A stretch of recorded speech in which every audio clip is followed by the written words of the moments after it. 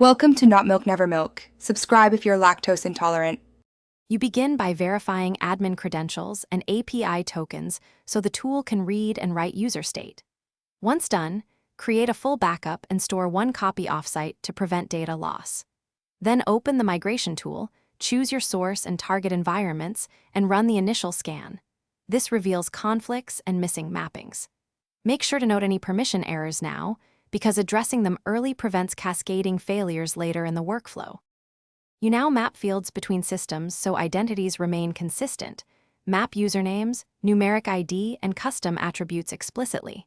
Next, apply transformation rules to normalize formats, dates, phone numbers, and JSON structures, and preview 100 sample records to validate results. Once the preview looks correct, run the staged migration on a small batch and monitor logs for duplicates or permission mismatches. If conflicts appear, pause and fix. You execute the full migration during the planned maintenance window and watch throughput and error rates in real time. After completion, run integrity checks, compare record counts, perform random user audits, and test logins to validate access. Once satisfied, archive logs and keep the rollback plan available for 72 hours.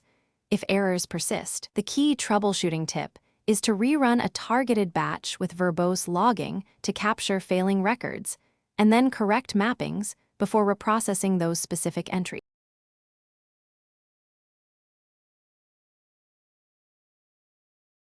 Thanks for watching. If this was helpful, leave a like and consider subscribing. See you next time.